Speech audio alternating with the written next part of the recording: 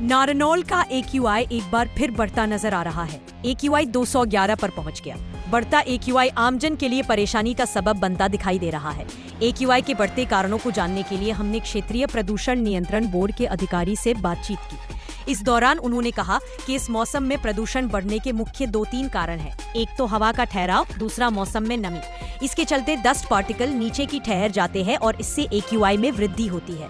वहीं क्षेत्र में लगे स्टोन क्रशरों के सवाल पर कहा कि स्टोन क्रशर के डस्ट पार्टिकल वजनदार होते हैं, वो अधिकतम 500 मील से आगे नहीं पहुंचते, इसलिए AQI की वृद्धि में इनकी ज्यादा भूमिका नहीं होती है। स्टोन क्रशरों के साथ लगते रोडों पर जमा मिट्टी भी आम लोगों के लिए परेशानी का सबक बनी हुई है। इसको लेकर उन्होंने रूट मैप तैयार किया है कि इन रोडों पर पानी छिड़काव की बजाय उनकी सफाई करवाई जाए, ताकि इस धूल मिट्टी से लोगों को राहत मिले। नारनौल, हरियाणा से हमारे जिला संवाददाता गुलशन कुमार की रिपोर्ट। जो मुख्य 3 कारण होते हैं जी।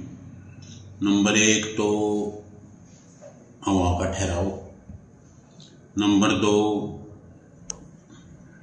जो मौसम में तब्दीली होती है, ठंड बढ़ जाती है जैसे ही, तो जो डस्ट पार्टिकल्स हैं या स्मोक व्हीकल पोल्यूशन का हुआ है वो ऊपर नहीं उठता, उसमें ठहराव आ जाता है। और नंबर 3 स्थानीय कारण बन सकते हैं कि उसके आसपास कोई क्लीनिंग हो रही हो, सफाई हो रही हो कोई, उससे जो डस्ट जनरेट हो जाए। क्षेत्र में स्टोन क्रशर और माइनिंग क्षेत्र है यहाँ पे जी, तो उसका कितना क्या प्रभाव होता है कि AQI लेवल में वृद्धि होती है? AQI लेवल पे उसका मुख्य प्रभाव नहीं पड़ता जी। उसका कारण ये है कि स्टोन क्रशर के जो डस्ट पार्टिकल्स है ना, वो 500 मीटर से अधिक ट्रैवल नहीं कर सकता। पर उसमें इसके अंदर क्या होता है, मुख्य जो योगदान होता है वाहनों का, व्हीकल्स का, जो सड़क पर वाहन चलते हैं, वो एक तो जो स्टोन क्रशर से कनेक्टेड रोड्स हैं उन पर सफाई की जरूरत है। पानी के छिड़काव की बजाय उस पर सफाई की ज़्यादा जरूरत है। वो उसके बारे में हमने जो है विचार किया है कि उनको सुझाव ये देंगे कि वो उसकी सफाई करवाएं, वहाँ से डस्ट क्लीन करा देंगे रोड पे से। सिटी की रोड्स के लिए हम जो है नगर पालिका को इसके लिए लिखेंगे कि वो मैकेनिकल स्वीपिंग मशीन है इनके पास, उससे सारी सड़कें साफ कर दें। गार्बेज बर्निंग की ऐसे हमारे पास यहाँ कोई कंप्लेंट है नहीं। अदरवाइज बाकी शहरों में गार्बेज बर्निंग भी काफ़ी योगदान रहता है।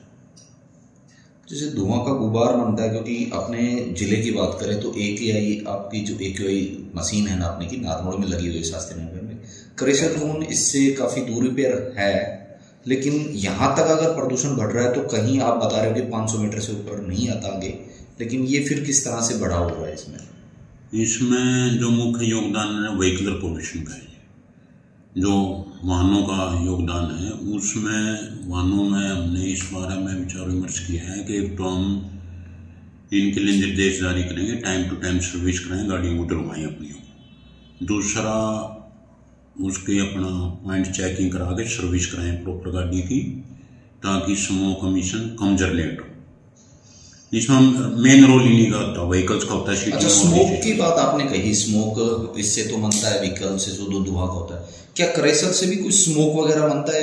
नहीं, क्रशर से नहीं बनता जी। क्रशर में क्या होता है कि जो डस्ट पार्टिकल्स है ना, वो हवा में ठहर नहीं सकते ज्यादा देर, वो तो अल्टीमेटली नीचे बैठेगा ही, चाहे हवा में कितनी भी नमी हो वो ठहरेगा नहीं ऊपर।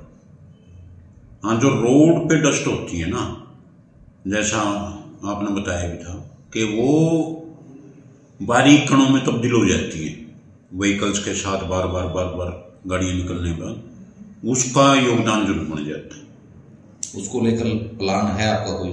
हाँ, उसका हमारा मतलब इसमें हम ये करना चाह रहे हैं कि सारी रोड्स की स्वीपिंग कराएं, शहर में मैकेनिकल स्वीपिंग, और जो अदर लिंक रोड्स हैं जो क्रशर जोन्स को जा रही हैं वो वहाँ मैनुअल स्वीपिंग हो, क्योंकि मैकेनिकल स्वीपिंग मशीनें ही है यहाँ।